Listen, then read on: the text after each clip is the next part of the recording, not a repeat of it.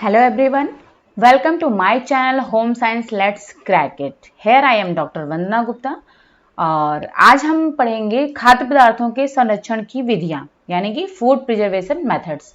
इसके previous video में हमने फूड प्रिजर्वेशन में पढ़ा था कि भोज्य पदार्थों के खराब होने का कारण क्या है, उसका रीजन क्या है। उसके बाद में फूड स्पॉयलर्स के बारे में हमने पढ़ा हुआ था, क्योंकि हम फूड स्पॉयलर्स से बचाने के लिए ही फूड को प्रिजर्व करते हैं। तो उसमें भी हमने बैक्टीरिया, मोल्ड और ईस्ट के बारे में थोड़ा सा उसमें हमने डिस्कशन किया हुआ था कि किस टेम्परेचर पर वो डिस्ट्रॉय होते हैं और किस तरीके से उनको डिस्ट्रॉय किया जा सकता है, किस तरीके से उन्हें हम खाद्य पदार्थों से बचा सकते हैं। तो ये सारी चीजें हमने डिस्कस की हुई थी और उसके साथ साथ में हमने फूड प्रिजर्वेशन के प्रिंसिपल यानी कि सिद्धांत के बारे में भी पढ़ा हुआ था, जो कि बहुत इंपॉर्टेंट है। उसको जरूर पढ़िएगा आप लोग, क्योंकि सिद्धांत के बारे में एग्जाम में पूछा जाता है। ओके, तो आज हम पढ़ते हैं खाद्य पदार्थों के संरक्षण की विधियां। तो जो संरक्षण की विधियां हैं उसमें आपका 4 जो है मुख्य प्रकार की विधियां हैं। चलिए डिस्कस कर लेते हैं कि कौन कौन सी विधियां हैं और किस तरीके से हम खाद्य पदार्थों को संरक्षित कर सकते हैं। तो देखिए, पहली विधि तो ये है कि निर्जलीकरण। पहली विधि है निर्जलीकरण। ठीक है, निर्जलीकरण का मतलब है सुखाना, यानी कि सुखा करके जो खाद्य पदार्थों को प्रिजर्व किया जाता है। इंग्लिश में से हम कह सकते हैं डिहाइड्रेशन, इसके द्वारा। फिर दूसरी विधि आ जाती है हिमीकरण। हिमीकरण यानी कि इसमें क्या होता है, तापमान को कम करके। हिमीकरण को हम इंग्लिश में कह सकते हैं फ्रीजिंग। फिर तीसरी आ जाती है तापमान बढ़ा करके। हिमीकरण में आप क्या करते हो, तापमान को कम करके खाद्य पदार्थों को प्रिजर्व करते हो और इसमें तापमान को हम बढ़ा करके खाद्य पदार्थों को प्रिजर्व करते हैं। आगे हम पढ़ेंगे कि इसमें कौन कौन सा मेथड्स आ जाएगा। उसके बाद में आता है प्रतिरक्षकों का प्रयोग करके। प्रतिरक्षकों के प्रयोग के द्वारा हम खाद्य पदार्थों को प्रिजर्व करते हैं, जिसे कि हम इंग्लिश में कहते हैं प्रिजर्वेटिव्स। प्रिजर्वेटिव, फूड प्रिजर्वेटिव का हम यूज करते हैं खाद्य पदार्थों को संरक्षित करने के लिए। तो ये आपकी 4 जो है मुख्य विधियां हैं। निर्जलीकरण यानी कि डिहाइड्रेशन, दूसरा हिमीकरण यानी कि फ्रीजिंग, और तीसरा है ताप बढ़ाकर यानी कि हाई टेम्परेचर पर, और चौथा है आपका फूड प्रिजर्वेटिव का यूज करके। ओके, चलिए फिर डिस्कस कर लेते हैं। सबसे पहले हम निर्जलीकरण यानी कि डिहाइड्रेशन को हम डिस्कस करते हैं। पहला है निर्जलीकरण।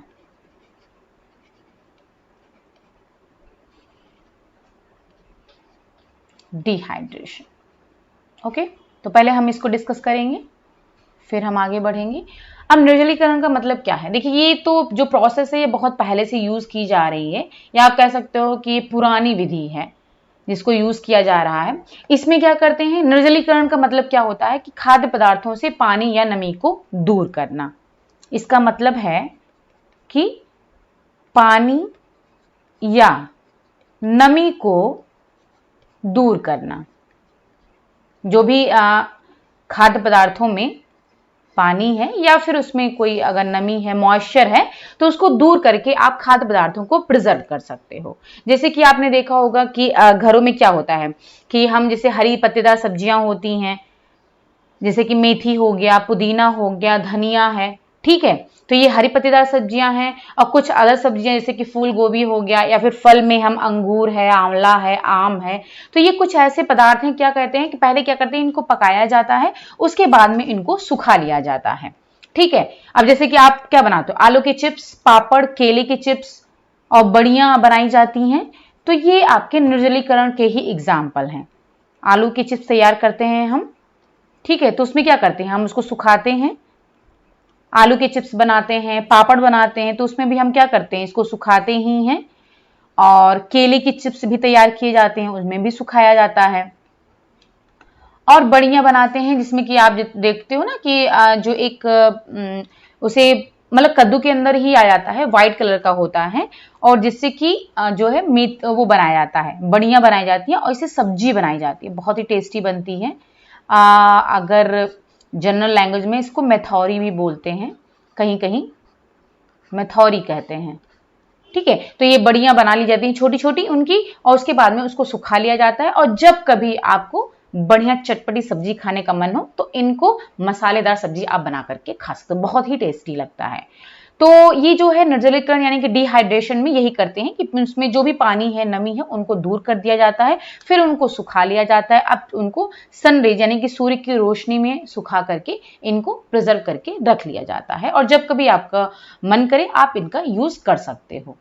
ओके, उसके बाद में आप इनको पैक करके भी रख सकते हो काफी लंबे समय तक। पापड़ वगैरह हम काफी लंबे समय तक यूज कर सकते हैं, चिप्स हैं ये भी काफी लंबे समय तक हम यूज करते हैं। लेकिन आपको जहां पर आप पैक कर रहे हो ये ध्यान रखना है कि उस जो आप पैकेट का यूज कर रहे हो, जिस कैन का यूज कर रहे हो, जार का यूज कर रहे हो, वो बिल्कुल एयर टाइट होना चाहिए, यानी कि वायु रोधी होना चाहिए। उसमें एयर नहीं जानी चाहिए, हवा नहीं आनी चाहिए, अदरवाइज वो खराब हो जाएगा, मुलायम हो जाएगा। ठीक है, यानी कि उसमें नमी आ जाएगी। तो इस वजह से आपको नमी से बचाने के लिए आपको एयर टाइट कंटेनर में उसको पैक करके रखना होता है। चलिए फिर आते हैं हम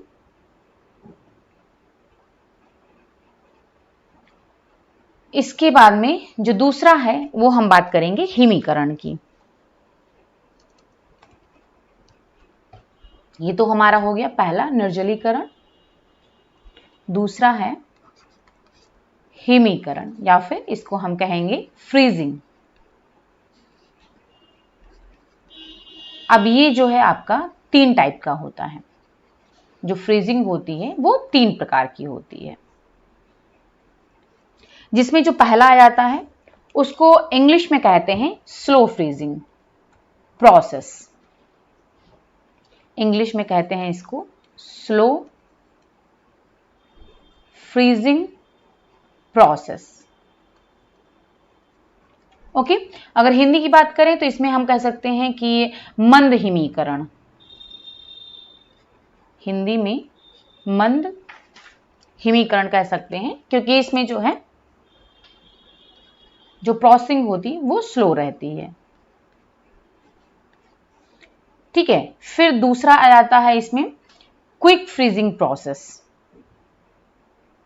चलिए पहले हम इसको डिस्कस कर लेते हैं, उसके बाद में हम आते हैं दूसरे पर। तो पहला है आपका स्लो फ्रीजिंग प्रोसेस।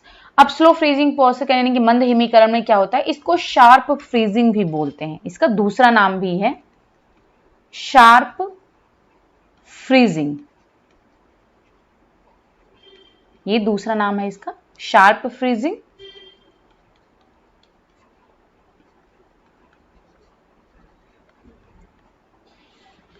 ओके, इसमें क्या होता है, जो भी फूड आपको प्रिजर्व करना है उसको रेफ्रिजरेटेड रूम में रखना होता है। किस टेम्परेचर पर रखना होता है, -4 डिग्री सेंटीग्रेड से -29 डिग्री सेंटीग्रेड के बीच में रखना होता है। यानी कि इसमें जो टेम्परेचर की जरूरत पड़ती है वो -4 से -29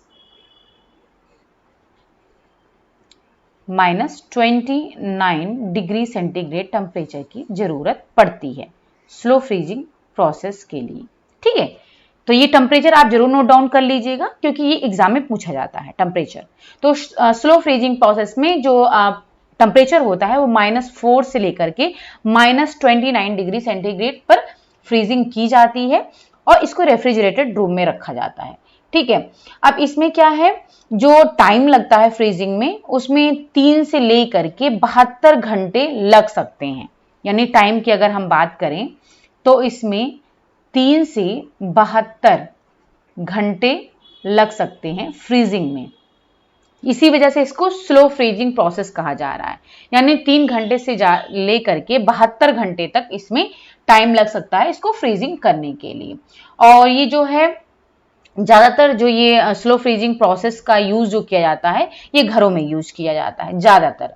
अब फ्रूट्स और जो वेजिटेबल्स हैं उनको क्या करते हैं, अगर आपको फ्रूट्स एंड वेजिटेबल को इस प्रोसेस के द्वारा अगर फ्रीज करना है, मतलब कि प्रिजर्व करके रखना है ये इस फ्रीजिंग प्रोसेस के द्वारा, देन उसको हम -15, -15 से -21 डिग्री सेंटीग्रेड पर फ्रीजिंग करते हैं।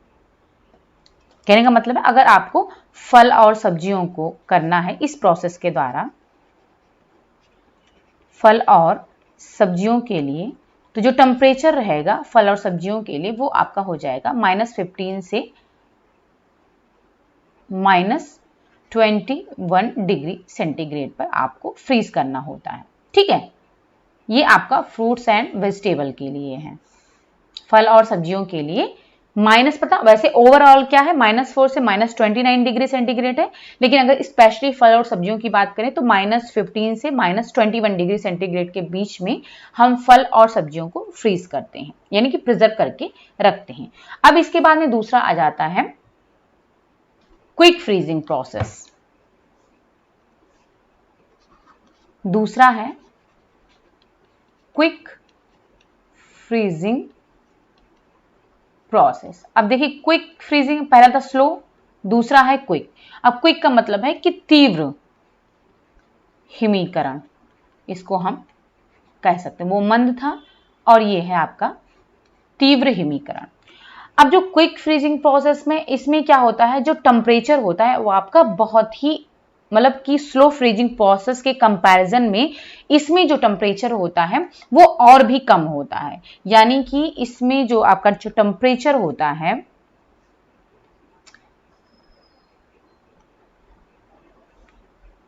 वो है -32 डिग्री सेंटीग्रेड से लेकर के -40 डिग्री सेंटीग्रेड। उसमें क्या था, स्लो फ्रीजिंग प्रोसेस में -4 से -29 डिग्री सेंटीग्रेड था। इसमें क्या होगा, टेम्परेचर और कम कर दिया जाता है क्योंकि ये क्विक फ्रीजिंग प्रोसेस है। तो इसमें -32 डिग्री सेंटीग्रेड से लेकर के -40 डिग्री सेंटीग्रेड टेम्परेचर किया जाता है, जिससे कि जो फूड्स होता है बहुत जल्दी से उसका हिमीकरण होता है और क्या होते हैं कि फाइन क्रिस्टल बनने लगते हैं। ठीक है, और जब क्रिस्टल का फॉर्मेशन होने लगता है और जो टाइम ऑफ फ्रीजिंग है वो भी काफी कम हो जाती है। जैसे कि उसमें क्या था, 3 से लेकर के 72 घंटे लग रहे थे, अब इसमें क्या होगा, जो टाइम होगा वो भी कम लगेगा। ठीक है, और इसमें क्या होता है, इसकी चूंकि टेम्परेचर इतना कम होता है तो इसमें फाइन क्रिस्टल्स बनने लगते हैं। क्रिस्टल मीन्स छोटे छोटे बर्फ के टुकड़े आप कह सकते हो, वो बनने लगते हैं। और ये जो प्रोसेस इसमें क्या था, टाइम भी, समय कम लगता है। और जाहिर सी बात है कि जब टेम्परेचर इतना कम इसमें कर दिया जा रहा है तो समय भी कम लगेगा स्लो फ्रीजिंग के कंपैरिजन में, क्योंकि क्विक फ्रीजिंग है तो नाम से ही पता चल जा रहा है इसका।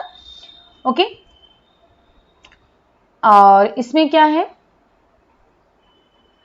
अच्छा इसमें ये भी फायदा है कि क्विक फ्रीजिंग में आप क्या कर सकते हो कि अधिक क्वांटिटी में, यानी कि लार्ज क्वांटिटी में आप जो है फूड्स को फ्रीजिंग उसकी कर सकते हो, कम समय में, अधिक समय कम में अधिक खाद्य पदार्थों को आप प्रिजर्व करके रख सकते हो, क्योंकि टाइम कम लगता है और जो है हम अधिक इसमें फिर अधिक खाद्य पदार्थों को फ्रीज करके, यानी कि उसको प्रिजर्व करके रख सकते हैं। ओके, चलिए ये हो गया। अब बात कर लेते हैं तीसरा जो है इसमें, वो है डिहाइड्रो फ्रीजिंग। ये दो हो गया, एक तो स्लो हो गया, दूसरा क्विक हो गया, और तीसरा है डिहाइड्रो फ्रीजिंग। इसको हिंदी में कह सकते हो, डिहाइड्रो का मतलब निर्जलीकरण ही होता है, निर्जल यानी कि निर्जल हिमीकरण।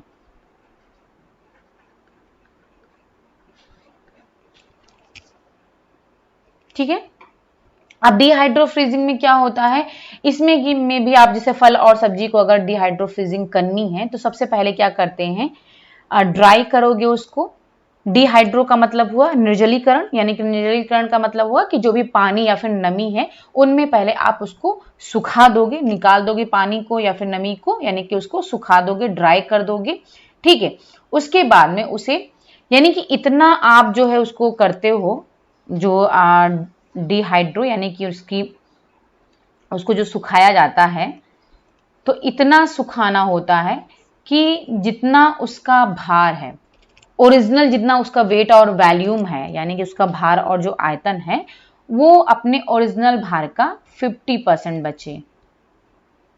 50% of original wait and volume. ठीक है, यानी कि जितना उसका ओरिजिनल रियल में जितना उस खाद्य पदार्थ का भार है, फल या सब्जी कुछ भी आप ले लो, उसका ओरिजिनल में जितना वेट है, जितना उसका वॉल्यूम है, आयतन है, तो उसका वो सुखाने के बाद 50% बचे। तो इतना करते हैं, उसके बाद में उसकी फ्रीजिंग करते हैं, उसको प्रिजर्व करने के लिए। ओके, अब जो ये डिहाइड्रो फ्रीजिंग के द्वारा जो फ्रीजिंग की जाती है, उसमें क्या होता है, इसमें जो भी फल और सब्जी की क्वालिटी होती है, वो आपकी फ्रूट्स और वेजिटेबल जो फ्रोजन किए जा रहे हैं उनके लगभग बराबर होती है। यानी कि जैसे जो फ्रोजन फूड्स होते हैं, जिनको कि पहले आपको ड्राई नहीं करते हो, बिना ड्राई किए ही आप उनको जो है फ्रोजन उनको कर रहे हो, तो उनके बराबर ही होती है इनकी क्वालिटी, जो डिहाइड्रो फ्रीजिंग से फल और सब्जी की जाती है, प्रिजर्व किया जाता है। ठीक है, चलिए, तो ये हो गया।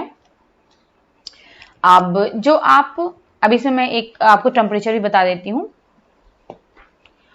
अच्छा, कभी अगर मान लीजिए ये क्वेश्चन आता है, एग्जाम में इसे पूछा गया है ये, तो यहां पर मैं थोड़ा सा आपको बता देती हूँ एग्जाम के पॉइंट ऑफ व्यू से। जो रेफ्रिजरेटर का टेम्परेचर होता है, रेफ्रिजरेटर, क्योंकि ये भी कम टेम्परेचर के अंदर ही आएगा, जिसको कि हम प्रशीतन भी कहते हैं। तो इसका जो टेम्परेचर होता है वो होता है 4 डिग्री सेंटीग्रेड से लेकर के 7 डिग्री सेंटीग्रेड। ओके, ये रेफ्रिजरेटर का टेम्परेचर होता है। उसके बाद में आपका आ जाता है कोल्ड स्टोरेज, ये भी इसी के अंदर आ जाता है, हिमीकरण के अंदर में कोल्ड स्टोरेज है। इसका जो टेम्परेचर होता है वो -1 डिग्री सेंटीग्रेड से लेकर के -4 डिग्री सेंटीग्रेड होता है। यानी कि पहले आपका रेफ्रिजरेटर हो गया, अब उससे अधिक अगर आप बात करो, मतलब कि इसमें देखिए आप माइनस नहीं लगा हुआ है, माइनस का मतलब और ज़्यादा कम टेम्परेचर। ओके, तो रेफ्रिजरेटर में 4 से 7 डिग्री सेंटीग्रेड होता है, कोल्ड स्टोरेज में -1 से -4 होता है, और जो आपका हिमीकरण जो अभी हमने आपको पढ़ाया है, फ्रीजिंग जो बताई है आपको, ठीक है, उसका जो टेम्परेचर होता है, तो मैंने तो अलग अलग बताया हुआ है, लेकिन ओवरऑल अगर बात करें तो ये -18 डिग्री सेंटीग्रेड से लेकर के या फिर इससे और कम होता है, -18 या फिर इससे कम। तो ये तो आपने देख ही लिया हुआ है, जो अभी इसके पहले -4 से -29 तक डिग्री सेंटीग्रेड था। ठीक है, इसके अलावा और भी ज़्यादा कम है। तो ये जो है, जो हिमीकरण होता है, उसमें -18 या फिर इससे भी कम टेम्परेचर पर किया जाता है। ओके, तो ये जैसे पॉइंट ऑफ एग्जाम के पॉइंट ऑफ व्यू से है, अगर एग्जाम में ऐसा आता है तो ये आप ध्यान रखिएगा कि रेफ्रिजरेटर का कितना टेम्परेचर होता है, कोल्ड स्टोरेज का कितना टेम्परेचर होता है, और जो फ्रीजिंग का है उसका कितना टेम्परेचर है। ठीक है, चलिए अब आगे बढ़ते हैं हम। तो 2 हो गया, एक तो हमने फ्रीजिंग की बात कर ली और हमने डिहाइड्रेशन की बात कर ली है। अब जो फ्रीजिंग की है उसमें हम वेजिटेबल्स यानी कि जो सब्जियों के लिए और फलों के लिए, मीट और पोल्ट्री है, इनके लिए मतलब कैसे हम इनको फ्रीज करते हैं, तो थोड़ा सा इसको हम जान लेते हैं, क्योंकि इसके बारे में भी आते हैं, एग्जाम में पूछा जा सकता है। तो अगर हम पहले सब्जियों की बात करते हैं, फ्रीजिंग के अंदर ही ये आ रहा है, तो फ्रीजिंग में ही अगर हम सब्जियों की बात कर रहे हैं, पहले सब्जियों की फ्रीजिंग तो कैसे की जाती है। ठीक है, तो सब्जियों की अगर फ्रीजिंग करनी है तो पहले क्या करते हैं, इनको फ्रीजिंग करने से पहले यानी कि इनका हिमीकरण करने से पहले क्या कर लेते हैं, पहले हम इनको ब्लांच करते हैं, ब्लांचिंग की जाती है।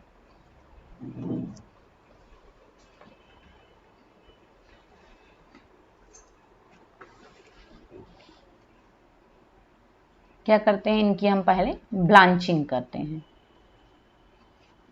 अब ब्लांचिंग का मतलब है उनका बॉयल करना, ब्लांचिंग का मतलब है उबालना। ठीक है, यानी कि या फिर आप ये कह सकते हो गर्म पानी में, यानी कि पहले पानी को खौला दिया जाता है, ठीक है, फिर उसमें जो है उसको बंद कर दिया जाता है, उसकी गैस को बंद कर दिया, आपने पानी को बॉयल किया, उसको फिर गैस बंद कर दिया और उसके बाद में आपने उसमें जो है सब्जियों को डाल दिया, ठीक है। तो क्या करते हैं, ब्लांचिंग करते हैं पहले, फ्रीजिंग करने से पहले। इससे क्या होता है, जो सब्जियों में माइक्रो ऑर्गेनिज्म थे, यानी कि जो सूक्ष्म जीवाणु थे, वो क्या होते हैं कि वो जो है खत्म हो जाते हैं, यानी कि रिड्यूस हो जाते हैं, कम हो जाते हैं। एक मिनट।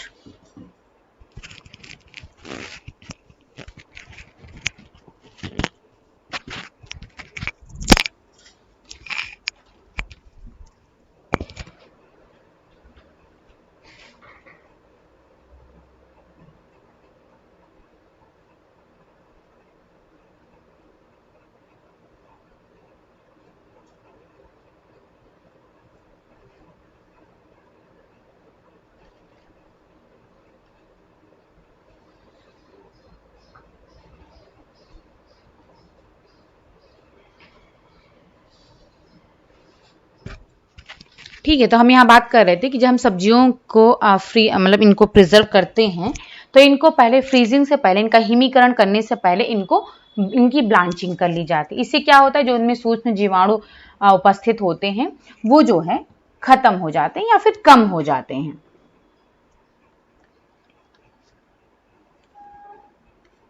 ब्लांचिंग से क्या होता है, जो इनके अंदर माइक्रो ऑर्गेनिज्म है, यानी कि सूक्ष्म जीवाणु हैं, वो कम हो जाते हैं ब्रांचिंग से, ठीक है। अब इसमें क्या होता है, जब भी आप ब्रांच करते हो तो उसमें जो भी सब्जियां हैं, उनकी सब्जियों में जो भी टिश्यूज हैं उनके, तो उनमें से क्या होता है, जो एयर होता है वो निकल जाती है, कुछ एयर निकल जाती है। इससे क्या होता है, जो भी सब्जियां हैं वो बहुत ही कॉम्पैक्ट फॉर्म में आ जाती हैं, यानी कि सघन हो जाती हैं, ठीक है। और इससे क्या होता है, इनका कलर भी बना रहता है। जैसे आप ब्लांच करके अगर सब्जियों को फ्रीज करते हो तो इससे क्या होता है, दो फायदे होते हैं। एक तो आपके सूक्ष्म जीवाणु कम हो रहे हैं, और ब्लांचिंग से दूसरा क्या हो रहा है, इनका जो रंग है वो भी बना रहता है, रंग खराब नहीं होता है, कलर उनका सब्जियों का खराब नहीं होता है।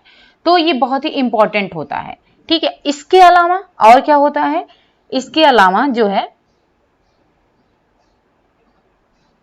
इनके अन्न में जो सब्जियों में आपके जो एंजाइम्स हैं, ठीक है, उनको आप इनएक्टिवेट कर देते हो, ठीक है। क्योंकि जब अगर मैंने जब पढ़ाया था, आपको प्रिंसिपल पढ़ा रहे थे हम प्रिजर्वेशन का, तो उसमें हमने बताया था जो आपका जो सेकंड था, ठीक है, उसमें यही था कि जो खाद्य पदार्थों में जो उनमें एंजाइम्स होते हैं, तो वो जब बहुत ज़्यादा एक्टिवेट हो जाते हैं, यानी कि वो जब एक्टिव होते हैं रेगुलर लगातार, तो क्या होते हैं, कंटिन्यू एक्टिव होने की वजह से भी वो खराब होने लगते हैं, जो उनमें एंजाइम, यानी कि उनके अंदर ही खुद वो खराब होने लगते हैं, उनको बाहर किसी से भी और किसी चीज़ की जरूरत नहीं पड़ती है खराब होने के लिए, बल्कि वो खुद ही खराब होने लगते हैं।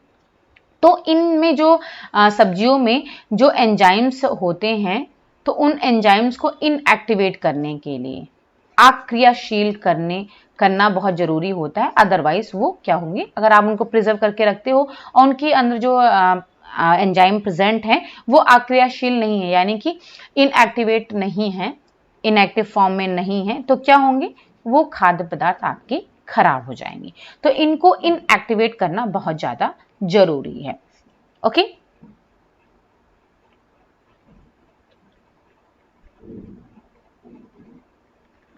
अच्छा, अगर उसमें एंजाइम प्रेजेंट रहेंगे, अगर वो इनएक्टिवेट नहीं होंगे, तो इससे क्या होता है कि जो खाद्य पदार्थ हैं उनका पहले बात टेस्ट खराब हो जाएगा, दूसरा उनका कलर खराब हो जाएगा, और तीसरा क्या है, जो खाद्य पदार्थों में एस्कॉर्बिक एसिड है, यानी कि जो विटामिन सी है, तो उसका वो भी लॉस हो जाएगा जब आप उनको स्टोर करके अगर रखोगे, ठीक है। अगर जो उनमें एंजाइम्स हैं अगर वो इनएक्टिवेट नहीं होते हैं, तो इससे क्या होगा, अगर ये इनएक्टिवेट नहीं होते हैं एंजाइम, तो इससे क्या होगा, आपका जो खाद्य पदार्थों का रंग है वो तो जाएगा ही, उसका जो स्वाद है वो भी खराब हो जाएगा, और इसके अलावा जो उसमें विटामिन सी है वो भी रिड्यूस हो सकता है, कम हो सकता है, जब आप उनको स्टोर करके रखते हो तो, ठीक है, स्टोरेज के समय, क्योंकि प्रिजर्व करने का मतलब है जब आप उनको स्टोर करके रखोगे तब ये चीज हो सकती है। चलिए, तो ये था आपका, ये हम सब्जियों की बात कर रहे थे। अच्छा, आप जैसे सलाद है, सैलड हम यूज करते हैं तो वो भी आपकी सब्जियों के अंदर ही आ जाता है। तो चूंकि हम उनको रॉ ही यूज करते हैं, कच्चा ही यूज करते हैं, तो उनको हम क्या करते हैं कि उनको हम फ्रीज में करके उनको फ्रोजन नहीं किया जा सकता है, क्योंकि अगर आप उनको फ्रीज करके रखोगे तो उनका जो क्रिस्पीनेस है वो खत्म हो जाएगा, ठीक है। और इसके अलावा वो उनका जो टेस्ट है वो देखने में भी अच्छे नहीं लगेंगे, और उनका जो है क्रिस्पीनेस है वो भी चला जाएगा। तो इस वजह से उनको जो है ब्लांच या फिर फ्रीजिंग नहीं करते हैं, हम उनको कच्चा ही खाते हैं। ओके, अब बात करते हैं फ्रूट्स की।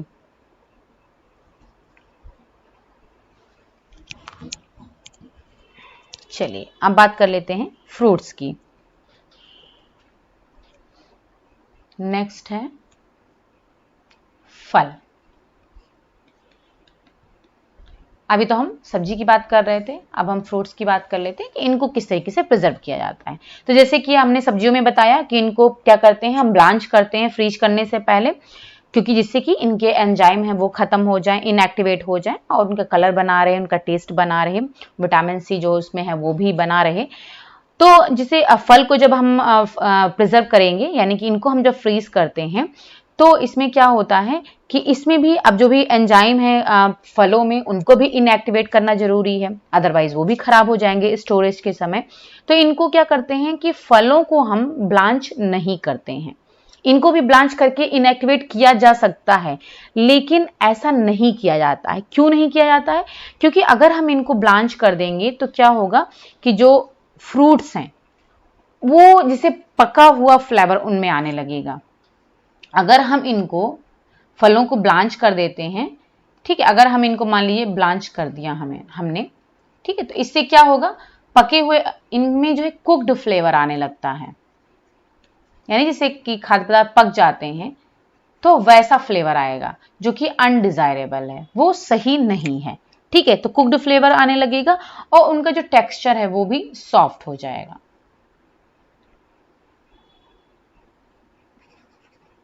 सॉफ्ट टेक्सचर, टेक्सचर का मतलब है कि जो भी उनका जो बाहरी चीज है जिनको हम टच करते हैं, टच करने पर जो हमें महसूस होता है, तो वही चीज वो टेक्सचर कहलाती है। तो जो अगर हम आप फल को आप जब टच करोगे तो बहुत ही सॉफ्ट लगेगा। वैसे क्या फ्रूट्स होते हैं वो हार्ड रहते हैं, खाने में क्रिस्पी लगते हैं, ठीक है। लेकिन अगर आप जो है उनको ब्लांच कर दोगे तो उनका टेक्सचर जो है मुलायम हो जाएगा, और इसके साथ साथ में उनका जो फ्लेवर होगा, जो टेस्ट आएगा, वो भी पका हुआ ऐसा आएगा फ्लेवर, जो कि अनडिजायरेबल है। इसीलिए फलों को ब्लांच नहीं किया जाता है, ठीक है, इनकी ब्लांचिंग नहीं की जाती है। ओके, अब फ्रूट्स को बेस्ट क्या होता है, अगर आप उनको फ्रीजिंग से पहले जो उनकी प्रोसेसिंग की जाती है, तो उनमें क्या होता है कि फलों को क्या करते हैं कि जैसे आप उनको जब कट कर रहे हो ना, तो बेस्ट ये होता है कि उनको डायरेक्ट जब आप उनको कट करते हो तो किसमें, डायरेक्ट उनको कट करो, किसमें, डायरेक्टली आप सिरप में, या फिर सिरप के अलावा या फिर शुगर में, ठीक है, इसमें कर सकते हो आप उनको डायरेक्टली। आप ऐसे नहीं, क्योंकि फल को अगर आप अलग काट करके रखते हो, उसके बाद में आप सोचो कि दूसरे हम बर्तन में फल को काट लें, फिर उसके बाद में हम सिरप तैयार करें या फिर शुगर पेस्ट तैयार करें, उसमें फिर हम डालें, तो ऐसा नहीं। डायरेक्टली आप पहले सिरप तैयार कर लो और शुगर जो भी लिक्विड है शुगर का वो आप तैयार कर लो, उसके बाद में आप डायरेक्टली उसी में फल को कट करो, जिससे कि उनमें बिल्कुल भी वो एयर के कांटेक्ट में ना आए, क्योंकि अगर एयर के कांटेक्ट में आने लगेंगे तो फिर वो भी ब्राउन होने लगते हैं और खराब होने लगते हैं, क्योंकि इसमें भी एंजाइम प्रेजेंट होते हैं, ठीक है, जो कि हम पहले पढ़ा चुके हैं। आपको एंजाइमेटिक ब्राउनिंग और नॉन एंजाइमेटिक ब्राउनिंग पढ़ा चुके हैं। अगर आपने नहीं पढ़ा है, आपको नहीं पता है इसके बारे में, देन आप जो है वो वीडियो देख लो, प्रीवियस वीडियोज में है एंजाइमेटिक ब्राउनिंग और नॉन एंजाइमेटिक ब्राउनिंग, बहुत अच्छे से हमने उसमें समझाया हुआ है, तो आप वो वीडियो देख सकते हो।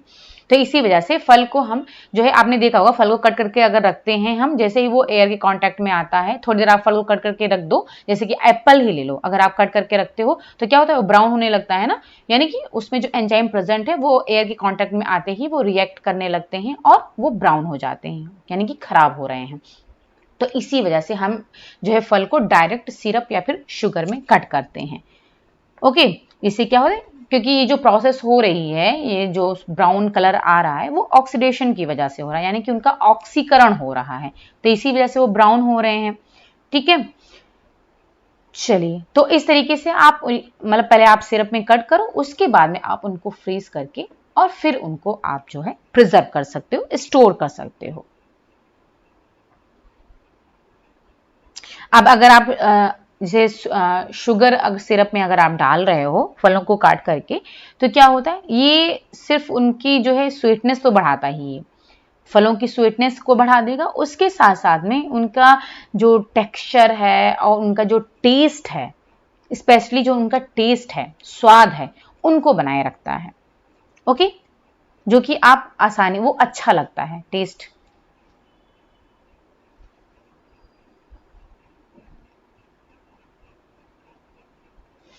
इसके बाद में आते हैं, ये तो हो गया फल और सब्जियों के बारे में। अब अगर हम मीट और पोल्ट्री की बात करें, तो इसमें कोई भी अलग से प्रिपरेशन की जरूरत नहीं होती है, यानी जो मांसाहारी पदार्थ हैं उनको अगर आप उनकी फ्रीजिंग करते हो, ठीक है, जैसे कि अब वेजिटेबल्स था उसमें हम ब्लांचिंग दे रहे थे, और जो है फल था उसको हम शुगर या फिर सिरप में डायरेक्ट काट रहे थे, उसके बाद में उसको फ्रीज कर रहे थे, क्योंकि अदरवाइज वो स्टोर करते समय खराब हो जाएंगे। और जो मांसाहारी पदार्थ है, इनको कोई भी स्पेशल विशेष प्रक्रिया की जरूरत नहीं पड़ती है,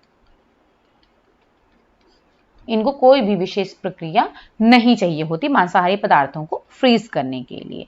ठीक है, तो इनको क्या है, आप बस केवल आप रैप करके रख दो, बस इनको रैप करके आप फ्रीज कर सकते हो, बहुत ही आसान होता है इनको रैप करके फ्रीज कर देना। क्योंकि अगर इसमें जो है अगर कोई एंजाइम एक्शन हो रहा है या फिर जो है आइस क्रिस्टल्स अगर का फॉर्मेशन हो रहा है, यानी कि क्रिस्टल का फॉर्मेशन हो रहा है, या फिर अगर इनमें जो एंजाइम प्रेजेंट है अगर वो एक्ट कर रहे हैं, तो उससे क्या होता है, इनकी जो टेंडरनेस है मीट की, यानी कि मीट की जो सॉफ्टनेस है वो और ज़्यादा बढ़ जाती है, इम्प्रूव हो जाती है। तो इस वजह से इनको आसानी से आप फ्रीज कर सकते हो, कोई भी दिक्कत नहीं होती, कोई भी स्पेशल प्रिपरेशन की जरूरत नहीं पड़ती है इनके लिए। ओके, चलिए, अच्छा हाँ, अब अगर फ्रीजिंग जब आप करते हो खाद्य पदार्थों की, यानी कि उनका हिमीकरण किया जा रहा है, तो क्या होता है कि जो खाद्य पदार्थ के न्यूट्रिएंट्स हैं, उनका जो न्यूट्रिटिव वैल्यू है, जो पोषक मूल्य है, उन पर भी इनका प्रभाव पड़ता है फ्रीजिंग का। कैसे, कि जैसे क्या है कि अगर फ्रीजिंग आप कर रहे हो, तो उसमें क्या होता है, जो वाटर सॉल्युबल विटामिन होते हैं, जैसे कि आप वेजिटेबल को हम फ्रीज करते हैं तो पहले क्या करते हैं, उनको उनकी ब्लांचिंग की जाती है। तो ब्लांचिंग में क्या हो रहा है कि जो भी वाटर सॉल्युबल विटामिन होते हैं वो आपके उनका लॉस होने लगता है। ब्लांचिंग से क्या होता है, जो वाटर सॉल्युबल विटामिन होंगे, यानी कि जो पानी में घुलनशील विटामिन है, ये कौन कौन से हैं, पानी में घुलनशील विटामिन, ये कौन कौन से हैं आपके, ये हैं आपके बी और सी, ये दो विटामिन हैं जो कि आपके पानी में घुलनशील हैं। तो क्या होता है कि जब आप इनकी ब्लांचिंग कर रहे हो, चूंकि पानी में घुलनशील हैं, तो क्या होंगे, इनका लॉस होने लगता है, और स्पेशली वेजिटेबल्स में होता है क्योंकि हम उसमें इनको ब्लांच कर रहे हैं, तो इनमें विटामिन सी का लॉस हो सकता है, और चिलिंग की वजह से भी हो सकता है लॉस। और जब अगर आप जो है इनको खाद्य पदार्थों को जब आप स्टोर कर रहे हो, ठीक है, तब भी जो है स्कॉर्बिक एसिड का लॉस हो सकता है अगर टेम्परेचर -18 डिग्री सेंटीग्रेड से अधिक होता है। ठीक है, एक तो ब्लांचिंग के समय विटामिन सी का और बी का लॉस हो रहा है, दूसरा अगर जब आप उनको स्टोर कर रहे हो खाद्य पदार्थों को, और उस टाइम पर जो टेम्परेचर है वो -18 डिग्री सेंटीग्रेड से अगर अधिक होता है, जब स्टोर करके हम रखते हैं खाद्य पदार्थों को, अगर उस टाइम पर उसका टेम्परेचर जो है -18 डिग्री सेंटीग्रेड से अधिक होता है स्टोरेज टेम्परेचर, तो क्या होगा, आपका विटामिन सी का लॉस होता है इससे। ठीक है, अगर -18 डिग्री सेंटीग्रेड से टेम्परेचर अधिक होता है तो इस वजह से -18 डिग्री सेंटीग्रेड तक आप जो है विटामिन सी को जो है रिटेन कर सकते हो, यानी कि उसके लॉस को बचा सकते हो। चलिए, और इस जो -18 डिग्री सेंटीग्रेड है ये सुटेबल होता है -18 डिग्री सेंटीग्रेड से, तो ये जितने भी फ्रोजन फ्रूट्स हैं उनको रिकमेंड किया जाता है, यानी कि जो भी आप खाद्य पदार्थों को फ्रीज करके रख रहे हो, जैसे कि आपने देखा होगा ना, मटर को फ्रोजन मटर आती है और बहुत सारे ऐसे प्रोडक्ट आते हैं फ्रोजन आते हैं, तो उनका जो सुटेबल टेम्परेचर होता है वो -18 डिग्री सेंटीग्रेड होता है, जो कि सुटेबल रहता है, इतना रिकमेंड किया जाता है, उनको स्टोर किया जा सकता है। चलिए, तो ये हो गया आपका लो टेम्परेचर के बारे में, हमने पूरा डिस्कस कर लिया है। अब हम बात करेंगे हाई टेम्परेचर की।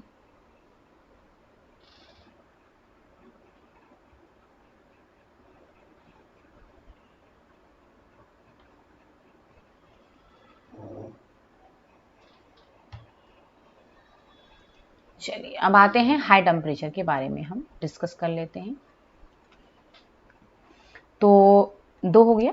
अब तीसरा है तापमान बढ़ा करके, यानी कि उच्च तापमान पर। अब उच्च तापमान पर 2 चीजें आ जाती हैं। पहला तो है पाश्चुरीकरण,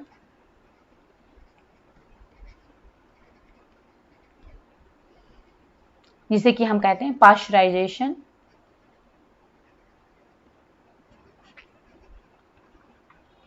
ठीक है, दूसरा है विसंक्रमण, हिंदी में, इंग्लिश में कहेंगे हम स्टेरिलाइजेशन। तो हाई टेम्परेचर में 2 प्रोसेस आ जाती है, एक तो पाश्चराइजेशन आ जाती है, दूसरा आ जाता है स्टेरिलाइजेशन। ठीक है, अब पहले हम देख लेते हैं पाश्चराइजेशन। तो पाश्चुरीकरण जो होता है उसमें क्या होता है कि अक्सर आपने सुना होगा कि दूध को पाश्चराइज किया जाता है, यानी कि जो दूध की थैलियां, जो पैकेट वाले दूध आते हैं, तो उनका पाश्चराइजेशन किया जाता है पहले, उसके बाद में उनको पैकेट में पैक किया जाता है। जो आप ये आता नहीं, अमूल का आ रहा है या फिर पराग का दूध आ रहा है, ज्ञान दूध आ रहे हैं, तो इनको पैकेट में पैक करने से पहले इनका पाश्चराइजेशन किया जाता है, उसके बाद में इनको पैक किया जाता है। ये कच्चे दूध नहीं होते हैं। ठीक है, तो इनका पाश्चुरीकरण पहले किया जाता है, उसके बाद में। अब पाश्चुरीकरण किया कैसे जाता है, तो इसमें क्या होता है, पाश्चुरीकरण, अच्छा दोनों में डिफरेंस भी है, स्टेरिलाइजेशन और पाश्चुरीकरण दोनों में डिफरेंस है। अब देखिए, पाश्चुरीकरण में क्या होता है कि इसमें भी हाई टेम्परेचर दिया जाता है। ठीक है, तापमान अधिक दिया जाता है, यानी कि इसमें जो तापमान दिया जाता है तो वो आपका 100 डिग्री सेंटीग्रेड से कम। जो पाश्चराइजेशन का टेम्परेचर होता है वो बिलो 100 डिग्री सेंटीग्रेड होता है। अब इस टेम्परेचर पे क्या होता है कि जो भी माइक्रो ऑर्गेनिजम्स हैं तो उनको जो है पूरी तरीके से किल नहीं किया जा सकता है। इस टेम्परेचर पे क्या होता है कि जो भी माइक्रो ऑर्गेनिजम्स हैं, यानी कि सूक्ष्म जीवाणु हैं, वो पूरी तरीके से पूरी तरह से खत्म नहीं होते हैं। ठीक है, यानी कि उनका कुछ पार्ट रह ही जाता है। पाश्चराइजेशन में पूरी तरीके से जो माइक्रो ऑर्गेनिज्म, उनका पूरे पार्ट, उनके पूरे भाग जो है खत्म नहीं होते, पूरी तरीके से वो नष्ट नहीं होते हैं, कुछ पार्ट उनका रह जाता है। ठीक है, यानी कि आप ये कह सकते हो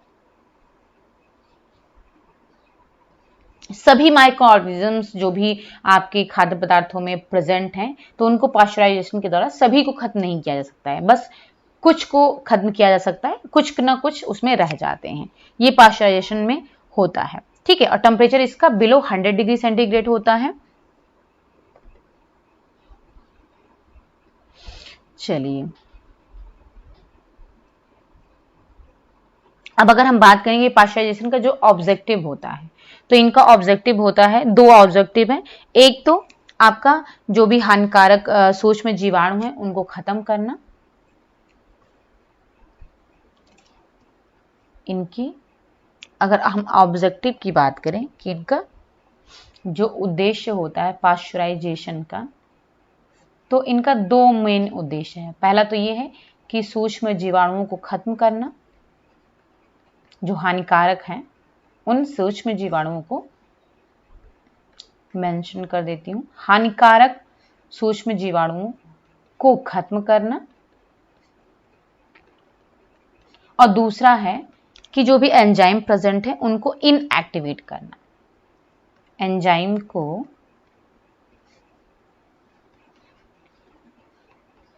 अक्रियाशील करना। तो ये दो इनके ऑब्जेक्टिव हैं पाश्चराइजेशन के। ठीक है, अब इसमें क्या किया जाता है, जब भी आप जैसे कि उनको जैसे कि मान लीजिए दूध का ही एग्जांपल ले लेते हैं, अगर जब भी उनको पाश्चराइजेशन किया जाता है तो पाश्चराइजेशन में पहले आप हाई टेम्परेचर देते हो, उच्च तापमान पर उसको दूध को गर्म किया जाता है, फिर उसके बाद में उसे शीघ्रता से ठंडा किया जाता है। ठीक है, यानी कि जल्दी से उसको ठंडा कर लिया जाता है, ये नहीं कि बहुत ज्यादा टाइम लगा करके आप उनको ठंडा कर रहे हो। तो इससे क्या होगा कि उससे जो जीवाणु हैं वो खत्म नहीं हो पाएंगे। तो अगर आप जो है उनको उच्च तापमान देते हो, यानी कि अधिक टेम्परेचर पर, हाई टेम्परेचर पर उनको गर्म करते हो, उसके बाद में उन्हें शीघ्रता से ठंडा कर लेते हो, तो जो भी सूक्ष्म जीवाणु हैं वो तापमान के ये जो अचानक से परिवर्तन हो रहा है, पहले हाई टेम्परेचर था, उसके बाद में अचानक से वो जो है लो टेम्परेचर हो गया, तो ये जो आकस्मिक जो परिवर्तन हो रहा है टेम्परेचर में, तापमान में, उसको सहन नहीं कर पाते हैं और वो नष्ट हो जाते हैं। तो इसी तरीके से जो है पाश्चराइजेशन किया जाता है। पाश्चराइजेशन में कभी भी आप अगर कोई भी अगर ये एग्जाम में अगर आता है तो इसमें इसका जो करने का मेथड है, तरीका है, वो यही है कि पहले हाई टेम्परेचर दिया जाता है, ठीक है, फिर शीघ्रता से उसको ठंडा किया जाता है, जिससे कि जो जीवाणु उसमें मौजूद हैं उनमें उनको जो है जो तापमान मिल रहा है उसमें आकस्मिक परिवर्तन हो सके, जिसको कोई वो सहन नहीं कर पाते हैं और वो नष्ट हो जाते हैं। ओके, लेकिन फिर भी इनमें कुछ ना कुछ जो माइक्रो ऑर्गेनिज्म रह ही जाते हैं, क्योंकि ये पूरी तरीके से नष्ट नहीं होते हैं। ओके, अब इसके बाद में आता है विसंक्रमण यानी कि स्टेरिलाइजेशन। तो अगर हम स्टेरिलाइजेशन की बात करें, जो बी है स्टेरिलाइजेशन या फिर विसंक्रमण, ठीक है, तो इसमें क्या होता है, टेम्परेचर तो हाई दोनों में रहता है, यानी कि आपका पाश्चराइजेशन में भी रहता है और स्टेरिलाइजेशन में भी हाई रहता है। लेकिन इसमें क्या होता है, पाश्चराइजेशन में मैंने बताया ना कि जो है इसमें क्या होते हैं, कुछ ना कुछ जीवाणु रह जाते हैं, पूरे खत्म नहीं होते हैं। लेकिन स्टेरिलाइजेशन का मतलब ही होता है जीवित जीवाणुओं से मुक्त होना। ठीक है, इसका विसंक्रमण का मतलब ही है कि जीवित जीवाणुओं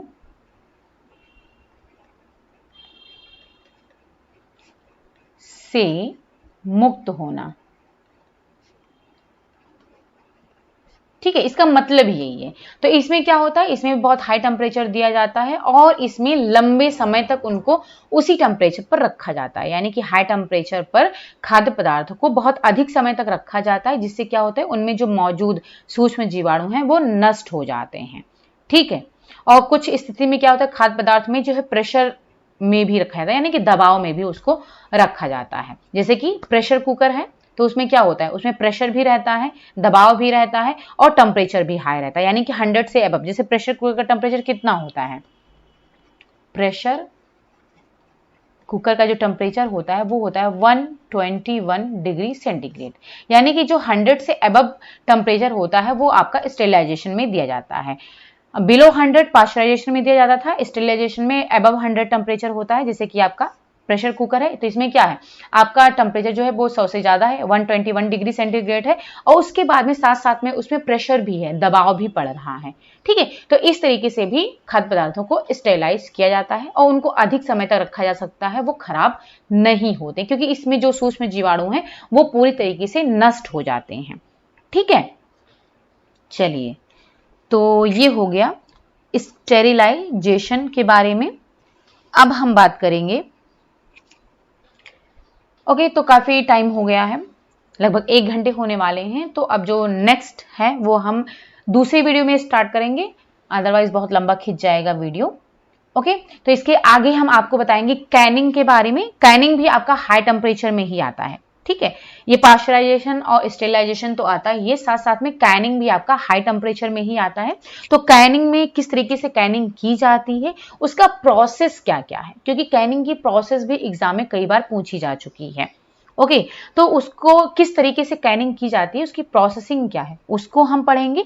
फिर उसके बाद में हम प्रिजर्वेटिव्स के द्वारा किस तरीके से जो है खाद्य पदार्थों को प्रिजर्व किया जाता है उसको देखेंगे। प्रिजर्वेटिव्स में आपके कई सारे हैं, टाइप 1, टाइप 2, जैसे कि सोडियम बेंजोएट है, पोटेशियम मेटाबाइसल्फाइड है। तो इन सब का कौन सा यूज, कौन से केमिकल्स का किस में यूज किया जाता है, और सिंथेटिक प्रिजर्वेटिव्स कौन से होते हैं, नेचुरल प्रिजर्वेटिव्स कौन से होते हैं, ये सब कुछ हम डिटेल में नेक्स्ट वीडियो में डिस्कस करेंगे।